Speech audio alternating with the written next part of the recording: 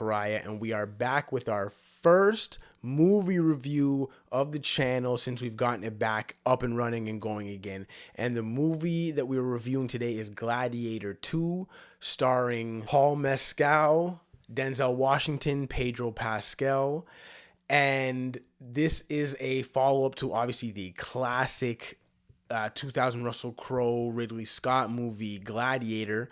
And that movie was really great. I rewatched it recently, and Gladiator 1 still holds up. So if you like this review, hit the thumbs up. If you think you'd be interested in content like this, movie reviews, TV show reactions, trailer reactions, all that good fun stuff, subscribe to the Correia Chronicles. You will not regret it. And Gladiator 2, we see basically pick up, I think it was 16 years after Gladiator 1, and we find out that Lucius, that was the son of Connie Nielsen's character, Lucilla, the little boy that was shown watching Maximus, we find out that in this movie, that kid Lucius is Maximus's son, and that he kind of got sent away and he ended up making a life in another city, met a wife, and basically the current emperors of Rome, which are dual emperors, they're brothers, basically are invading and taking over places, and this was one of the last free cities that they needed to get to take over,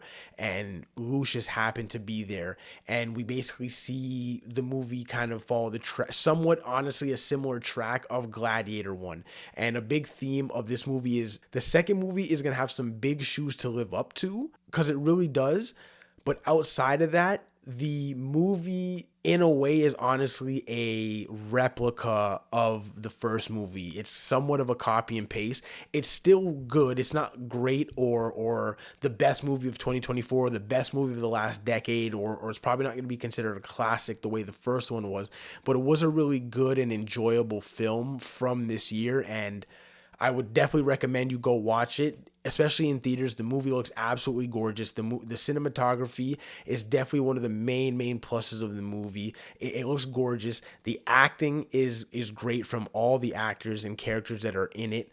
It's just probably some of the biggest flaws with the movie is just it's too similar to Gladiator 1 in a sense, and that it is somewhat copy and paste, and where people invade, the wife of the main character gets killed, he gets captured, then he has to kind of fight himself free like Russell Crowe did in a sense. So it literally does kind of follow that pattern and that story thread kind of throughout Gladiator 2 like it did in Gladiator 1. So that's probably one of my biggest, I guess, complaints. It's not really a complaint, but one of my biggest, somewhat negative things that I have to say about the movie. Getting into some other positive things, the action was great, like the fight choreography, because obviously from where we've came, how far we've come, technology, even fight choreography, all that stuff looks a lot better. The battles looked absolutely amazing. One thing I just have to say, the when they flooded the Coliseum, so that looks really good. And I know when I did my trailer reaction, someone told me that that's what they actually used to do in the Coliseum, and which looked amazing. The one thing I could not buy though was the sharks. How y'all get the sharks in there? You know what I mean? That was probably the one thing that I know I'm just nitpicking, but that was probably the one thing that I couldn't really buy about the sharks being in the Coliseum.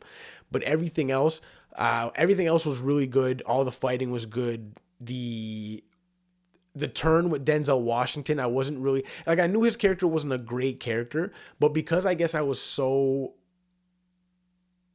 on the train of thought that this movie is going to kind of follow the first one, not obviously beat for beat, but somewhat similar, I really thought that Denzel's character was going to be like the character in the first Gladiator that was also buying and collecting the gladiators to fight for him, but ended up befriending Maximus and kind of saving him and helping him at the end of Gladiator 1. So I thought that was going to be Denzel's role, but for him to kind of have that heel turn where he became the villain and he started making even more moves at the end of the movie in order to kind of move himself up the power ranking.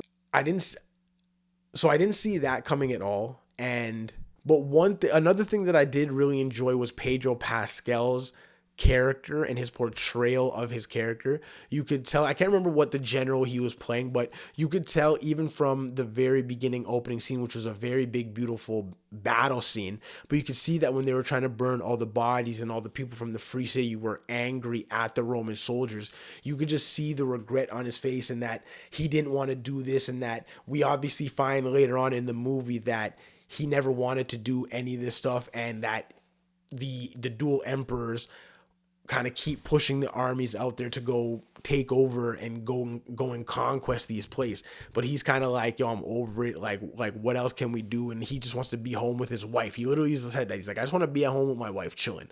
So he did a really good job of portraying the character that's loyal to Rome and loyal to, I don't want to say the crown, but the emperor or whatever the power structure is called. Like, he's really loyal to Rome, but he did a very good job of just showing on his face and through his words and obviously acting, other actions, that he really disliked what he has to do. All these things, all these conquests that they're celebrating for him, he doesn't like it. He doesn't like it at all when the emperor's trying to make him to give a speech. They want the crowd to celebrate him. He's like, no, I don't want any of this. You know what I mean? So he did a really good job of just highlighting